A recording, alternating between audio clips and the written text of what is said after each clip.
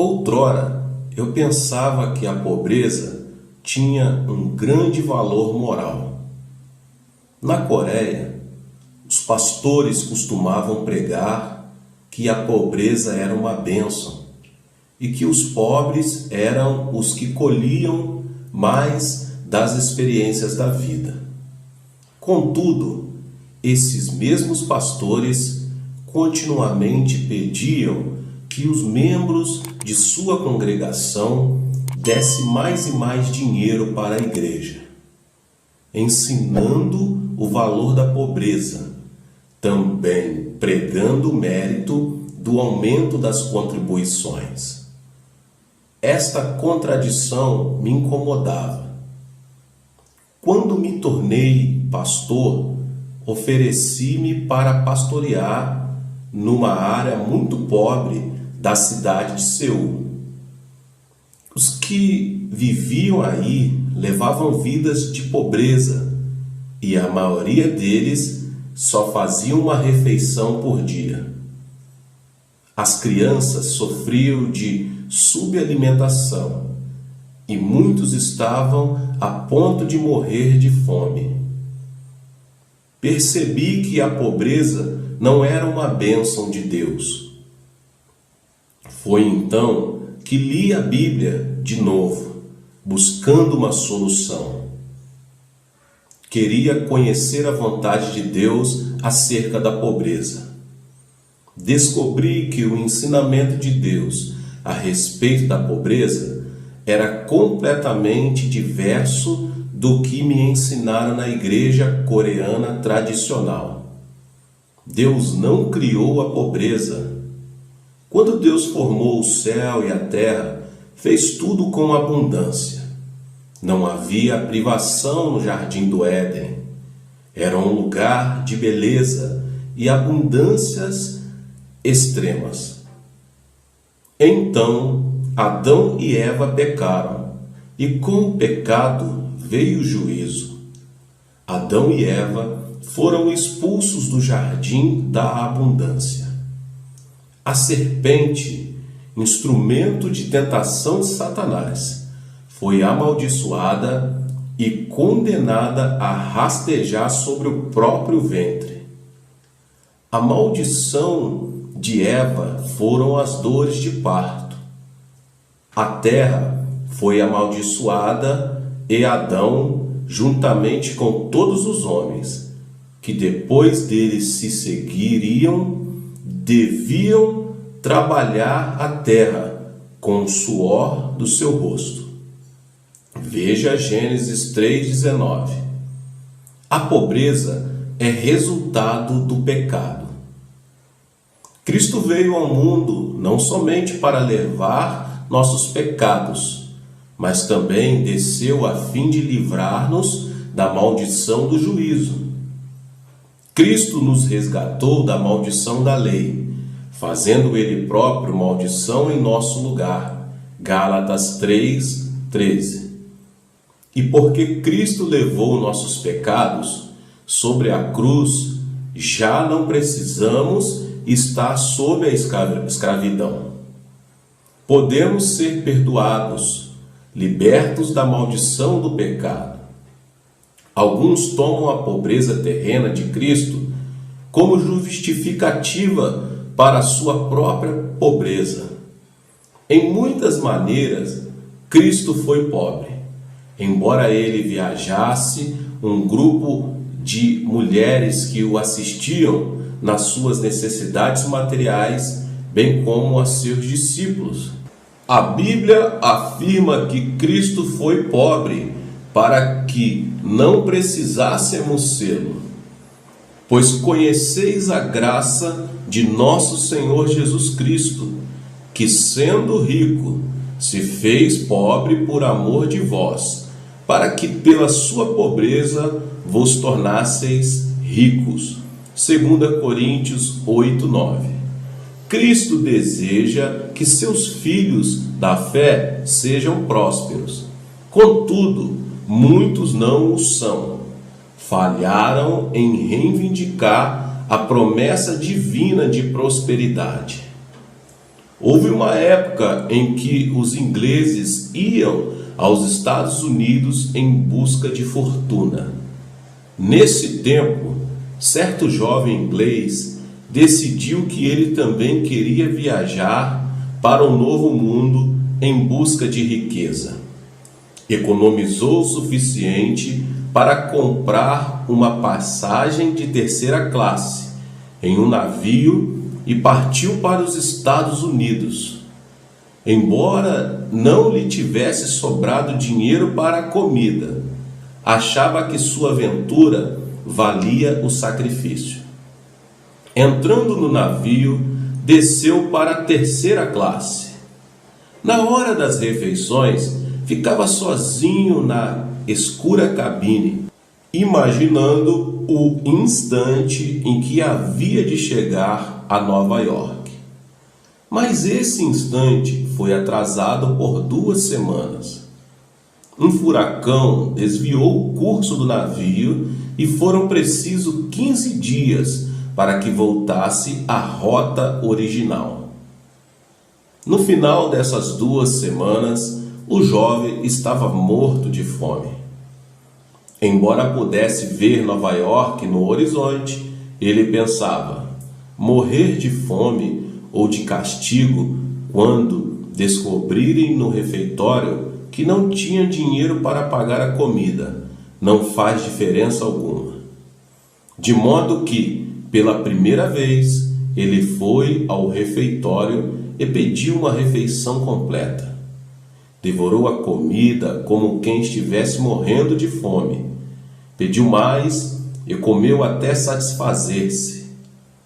Então voltou-se para o garçom, dizendo: a conta, por favor, preciso ver quanto foi. O garçom ficou a olhar para ele. Que tipo de conta deseja o senhor? Bem, replicou o jovem satisfeito, quero a conta de toda a comida que acabo de comer. Senhor, respondeu o garçom, ao comprar a passagem neste navio, comprou também as refeições de que precisaria durante a viagem. O senhor já pagou a conta. O jovem quase tinha morrido de fome. Contudo, havia pago a conta de toda a comida que desejasse. Muitos crentes agem como esse jovem. Recebem a passagem para o céu por meio da fé em Jesus Cristo.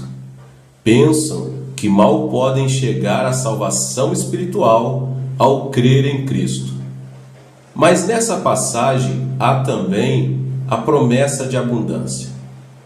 Cegos por seus próprios preconceitos, levam vida de escassez, e a prosperidade parece-lhes algo impossível.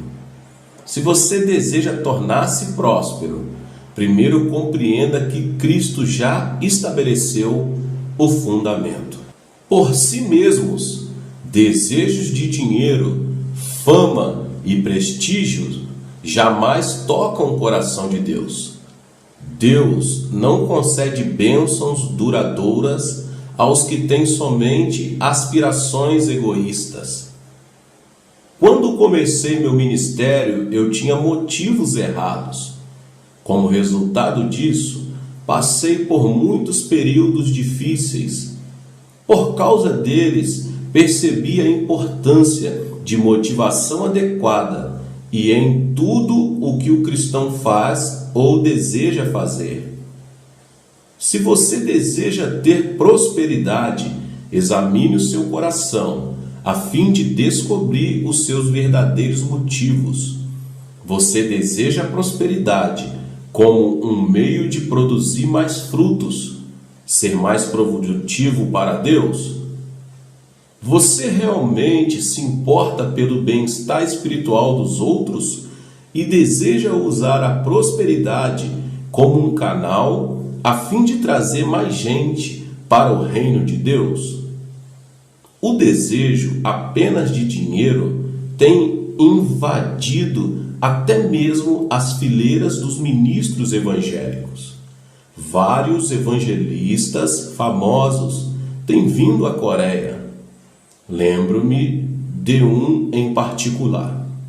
Um evangelista veio vários anos atrás, a fim de realizar em nossa igreja, a meu convite, uma série de conferências de uma semana de duração. Antes de sua chegada, lancei uma extensa campanha de anúncio, alertando a tantos quanto possível das conferências que se seguiam. Nas primeiras 2 noites, o evangelista pregou sermões acima da média. A grandes multidões e milagres aconteceram. Antes da reunião da 3ª noite, ele com firmeza asseverou: vou fazer a mala e partir imediatamente. O que? Respondi espantado. Fizemos muita propaganda para estas reuniões. Você não pode partir. E os milhares de pessoas que vêm de todas as noites só para ouvir falar? Bem, respondeu ele, há uma maneira de eu ficar. Se você me der $1.000, mas imediatamente ficarei. Se não, devo voltar para os Estados Unidos, a fim de levantar essa quantia. Meu coração queimava de raiva. Os pastores foram chamados para pregar o Evangelho, não para ganhar dinheiro. Contudo, eu sabia que as pessoas viriam, esperando ouvi-lo. Olhei-o diretamente nos olhos e disse: se o dinheiro é tão importante assim para você, farei um cheque de $1.000 agora mesmo, e ao receber o dinheiro, espero que você pregue o restante da semana. Daquela noite em diante, a presença especial do Espírito Santo ausentou-se. Os sermões já não tinham elementos da unção divina. As necessidades das pessoas já não eram tocadas por Deus. Foi uma das piores séries de conferências que nossa igreja já realizou. Em seu desejo único de dinheiro, aquele evangelista perdeu toda a prosperidade espiritual que as reuniões restantes poderiam ter trazido. Ele também nos tirou o ânimo de dar-lhe um grande honorário, previamente discutido. Nosso Pai Celeste conhece nossas necessidades e as há de suprir. Nossos motivos e prioridades, entretanto, devem ser ordenados de maneira correta. Ora, se Deus veste assim a erva do campo, que hoje existe e amanhã é lançada no forno, quanto mais a vós outros, homens de pequena fé. Portanto, não vos inquieteis, dizendo, que comeremos, que beberemos, pois vosso Pai Celestial sabe que necessitais de todas elas. Buscai, pois, em primeiro lugar o seu reino e a sua justiça, e todas estas coisas vos serão acrescentadas. Mateus 6, do 30 ao 33. Se você deseja tornar-se próspero, é importante que tenha motivação adequada. Coloque Deus em primeiro lugar em sua vida e ponha seus desejos primários na edificação do reino divino. Não sabeis que sois santuários de Deus e que o Espírito de Deus habita em vós? Se alguém destruir o santuário de Deus, Deus o destruirá. Porque o santuário de Deus, que sois vós, é sagrado. 1 Coríntios 3, 16 e 17. Deus chama o seu santuário de lar, o templo de Deus. Para valer alguma coisa, deve ter o Espírito Divino habitando em seu interior. O santuário sem o Espírito de Deus é como um edifício vazio, quase sempre usado para guardar coisas inúteis. Entretanto, se compreendermos que o propósito do homem é ser santuário de Deus, lar de Deus, então nossa perspectiva se ajusta. Então podemos, com maior clareza, compreender por que devemos ser motivados a colocar Deus primeiro em nossos desejos de sermos prósperos.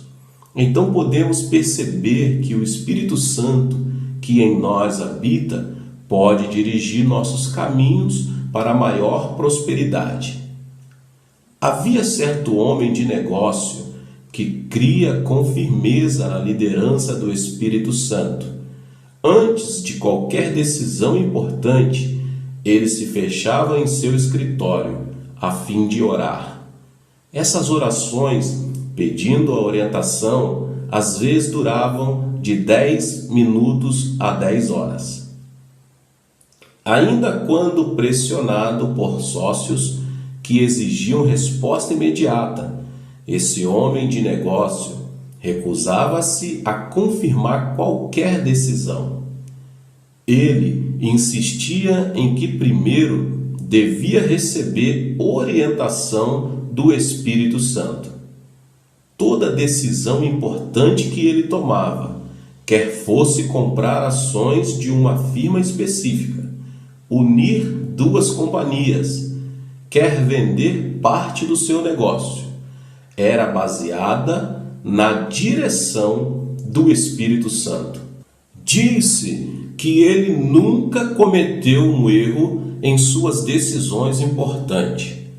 Ele não apenas se tornou um dos homens mais ricos em seu ramo de negócios, mas seus conselhos eram altamente procurados. E tudo porque compreendia a importância da habitação do Espírito Santo em seu interior e da necessidade crucial de sua liderança. Quedorlaomer era rei de Elão, antigo país ao norte do Golfo Pérsico. Por 12 anos ele fora líder de uma coalizão de reis. Essa coalizão havia incluído as cidades de Sodoma e Gomorra, cidades da planície que alguns acreditam estarem situadas em um dos extremos do Mar Morto.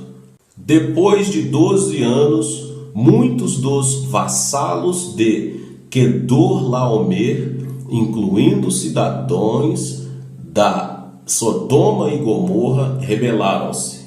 Gênesis registra uma rápida batalha entre Quedorlaomer e seus aliados contra os vassalos rebeldes. Quedorlaomer venceu e o agressivo rei confiscou tudo o que se movia: pessoas, animais, suprimentos e coisas de valor. Entre os cativos encontrava-se Ló, sobrinho de Abraão e cidadão de Sodoma.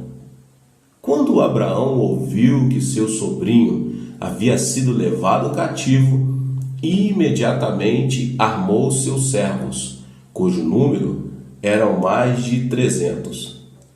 Perseguiram os agressores e os venceram numa vitória notável. Recobraram tudo e todos foram trazidos com vida. Abrão voltou com a vitória viva em sua mente. Então Melquisedeque, rei de Salém, segundo alguns a antiga localidade de Jerusalém, trouxe a Abrão pão e vinho. Melquisedeque era sacerdote do Altíssimo, e ele abençoou a Abrão, dizendo: Bendito seja Abrão pelo Deus Altíssimo, que possui os céus e a terra. Bendito seja o Deus Altíssimo, que entregou seus adversários nas tuas mãos. E de tudo lhe deu Abraão o dízimo. Gênesis 14, 19 e 20. Depois de receber a bênção, Abrão deu a Melquisedeque o dízimo, o 10º de todos os bens que Abrão tomara. Mais tarde, Deus falou com Abrão em uma visão: Não temas, Abrão, eu sou teu escudo, e teu galardão será sobremodo grande. Gênesis 15:1. Deus deu a Abrão a promessa de prosperidade e proteção. Neste relato, Melquisedeque representa um tipo de Cristo e Abraão tipificava nós, os crentes. Ao examinar a Bíblia, descobri que há muitas bênçãos no dízimo relacionadas com a lei universal do dar e receber. No mundo natural, prevalece o princípio do dar e receber. Se certo tipo de animal apenas recebesse vida e se recusasse a dá-la, sua espécie logo seria extinta. Tanto o mar da Galileia quanto o mar Morto recebem suas águas das montanhas do Líbano. O primeiro está repleto de seres vivos, pois a água é fresca e flui constantemente para o Rio Jordão. Ele recebe e dá, o que o torna uma fonte de abundância. O Mar Morto, contudo, faz jus a seu nome. Recebe águas das correntes das montanhas, mas não tem saída que dê curso à água. A água que chega até ele evapora-se lentamente, deixando o sal e outros minerais em forma sólida no seu leito. Nada pode viver em suas águas. Até mesmo no reino natural deve haver o dar e o receber. Tudo o que se recusar a dar tornar-se-á inútil e perecerá. Os fiéis patriarcas de Israel mostraram-nos que o dízimo, importante forma de dar a Deus, na realidade é fonte de tremenda prosperidade. Abraão deu o dízimo, Isaque e Jacó deram o dízimo. Examinando as vidas destes homens, percebemos que nunca sofreram os efeitos da pobreza por longos períodos de tempo. Eram homens ricos, todos eles passavam por várias provas e tribulações, mas nenhum deles morreu de fome e sempre tiveram bastante para dar aos outros. No livro do Gênesis há o relato de um voto que Jacó fez a Deus antes de sair do seu lar para ir viver com o tio. Se Deus for comigo e me guardar nessa jornada que empreendo e me der pão para comer e roupa para me vestir, de maneira que eu volte em paz para a casa de meu pai, então o Senhor será o meu Deus, e a pedra que erigi por coluna será a casa de Deus, e de tudo quanto me concederes, certamente eu te darei o dízimo. Gênesis 28, 20 ao 22. Jacó conhecia a lei universal do dar e receber. Ele sabia que se desse o dízimo, Deus o abençoaria com a prosperidade. Mais tarde Deus fez do dar o dízimo um mandamento. Trazei todos os dízimos à casa do tesouro, para que haja mantimento na minha casa, e provai-me nisto, diz o Senhor dos Exércitos, se eu não vos abrir as janelas do céu, e não derramar sobre vós bênçãos sem medida. Malaquias 3:10. Dar o dízimo traz muitos benefícios para a nossa vida, especialmente as provisões de proteção e prosperidade. Se você der a Deus, Ele dará muito mais abundantemente para você. Dar o dízimo deve ser uma prática prioritária, e o dízimo deve ser tirado de sua renda total. Honra ao Senhor com os teus bens e com as primícias de toda a tua renda, e se encherão fartamente os teus celeiros, e transbordarão de vinho os teus lagares. Provérbios 3, 9 e 10. O dízimo, a 10ª parte de toda a renda, traz em si promessas de bênção e prosperidade. Muitos crentes, ao receberem seu salário, primeiro pagam as suas dívidas, então dão o dízimo do que lhes sobra. Isso, contudo, não é o dízimo genuíno. Ele deve ser as primícias da renda total da pessoa, dado para a glória de Deus. Deus respeita os fiéis que dão o dízimo desta maneira e os abençoa abundantemente.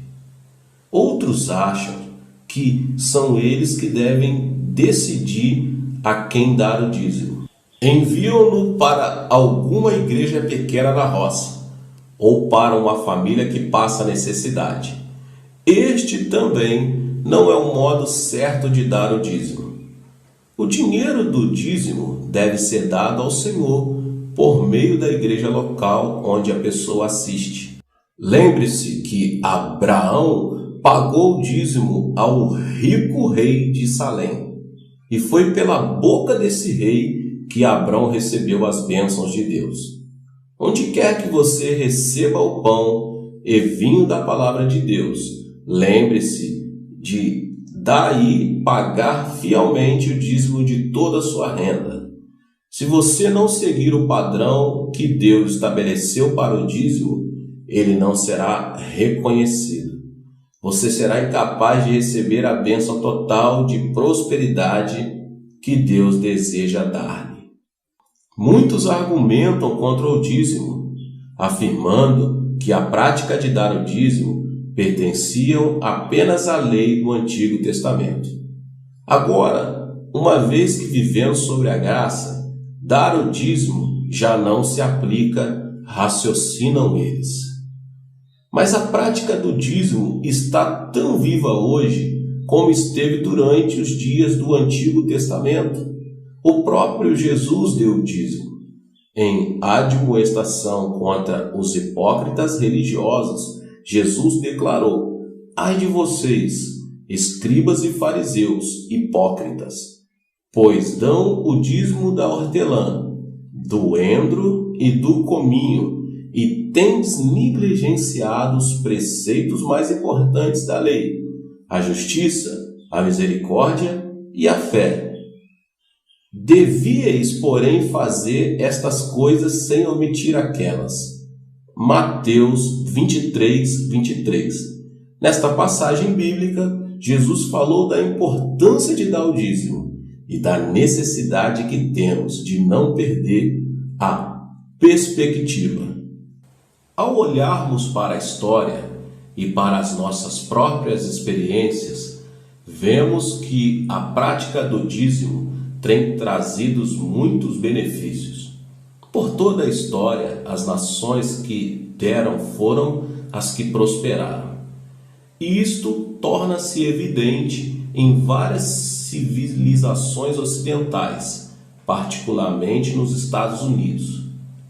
Depois de receber a Cristo em sua cultura e aprender de sua palavra, os norte-americanos começaram a enviar missionários e começaram a dar dízimo e ofertas para ajudar os outros. Por esse motivo, Deus tem abençoado os norte-americanos, fazendo-os prosperar. Nos países do Oriente e da África, a história tem sido diferente. Encontram-se nestas áreas vastos recursos naturais, mas a maioria dos países dessa região ainda não tiveram o privilégio de desenvolver e usar tais recursos. Têm negado o Evangelho de Jesus e seu povo tem falhado em partilhar as bênçãos materiais com outros. Na Coreia existiu um homem que durante sua juventude viveu na pobreza. Com a idade de 50 anos, assistiu a um culto pela primeira vez, ouviu o sermão atentamente sobre o dízimo e a prosperidade que se seguiria. Então sentiu que devia começar a dar o dízimo. Uma vez que minha renda é tão pequena, pensou ele, dar 1/10 dela para Deus vai fazer bem pouca diferença. Mais tarde, ele se tornou crente e começou a dar o dízimo com regularidade. Antes, ele nunca tivera um emprego firme. Depois de começar a dar o dízimo, contudo, conseguiu um emprego de vendedor para uma companhia de aço. De súbito, teve grande sucesso e tornou-se dono da filial onde trabalhava. Em 12 anos ficou rico. E mesmo nas épocas difíceis, esse homem recusou-se a deixar que o desânimo dominasse, crendo que o dízimo fiel levaria à prosperidade. Ele continuou a prosperar, tudo porque aprendeu o segredo da prosperidade, dar o dízimo. Conta-se a história de 2 homens, um crente e um incrédulo, que decidiram iniciar um estabelecimento comercial juntos. O sócio não crente fazia $20.000 por ano. O crente, embora ganhasse apenas $12 por ano, dava fielmente o dízimo todos os meses. Entretanto, evidenciou-se uma diferença estranha. Embora o não crente ganhasse mais dinheiro, não tinha prosperidade. Sua família, com frequência, sofria doenças. As contas médicas se amontoavam e ele carregava o fardo de pesada pressão financeira. O crente que pagava os dízimos tinha prosperidade em abundância. Abençoado não apenas em seu negócio, ele também tinha prosperidade de paz e harmonia em sua vida pessoal. Se você deseja tornar-se próspero, não negligencie o pagamento dos seus dízimos a Deus. O dar o dízimo traz promessa divina de prosperidade a seu povo. E esta prosperidade não se limita ao reino material. Deus também o abençoará com prosperidade de paz, alegria, saúde e harmonia em seu lar. Por meio da morte de Cristo na cruz, foi lançado o fundamento da prosperidade de cada crente. Nossas passagens para o céu não estão limitadas apenas à salvação espiritual, mas inclui também promessas de bênção e prosperidade, que devem ser reivindicadas pelos que possuem a fé que vem de Deus. O tornar-se próspero, em parte, é questão de motivação.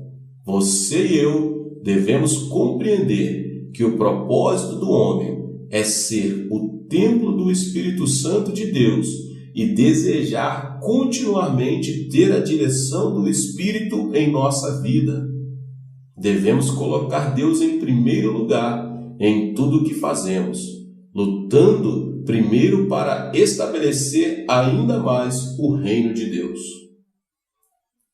Dar o dízimo regularmente para a igreja local em que a pessoa assiste é o segredo-chave para tornar-se próspero, uma parte da lei universal do dar e receber. Embora tivesse sido instruído no tempo do Antigo Testamento, o dízimo é prática que você e eu devemos continuar hoje. Prática esta que traz bênção e prosperidade. Ora, aquele que é poderoso para fazer infinitamente mais do que tudo quanto pedimos ou pensamos, conforme o seu poder que opera em nós. A ele seja a glória. Efésios 3, 20 e 21. Meus queridos, Deus te abençoe, que você possa receber essa palavra no seu coração e fazer prática dela. Não se esqueça de se inscrever aqui no canal, deixar o seu like e também compartilhar com os seus contatos essa palavra. Deus te abençoe. Te vemos nos próximos vídeos. Seja membro do canal Vinícius Siqueira e obtenha benefícios que só os membros têm. Então, Você que já é inscrito no canal e ativou o sininho das notificações, logo você vê o botão Seja Membro, clique nele e obtenha os benefícios. E o primeiro benefício é que você tem uma mensagem destacada. Quando você faz um comentário aqui no canal, você tem um destaque na sua mensagem. E isso é muito importante porque você mostra para os outros que você apoia este canal. E outro benefício que você tem é que você pode compartilhar os devocionais diários, que são 365 devocionais, que são postados todos os dias aqui no canal. Existe um grupo específico e a pessoa recebe um link que é direcionado para o grupo. E nesse grupo você tem todos os devocionais de todos os dias do mês, que você recebe logo pela manhã, e você tem o benefício de compartilhar esses devocionais com os seus contatos. Esse benefício é apenas para os membros. No YouTube não tem como compartilhar os devocionais, apenas ler na comunidade do YouTube, mas quem é membro tem o benefício de compartilhar com todos os seus contatos e as suas redes sociais. Seja membro!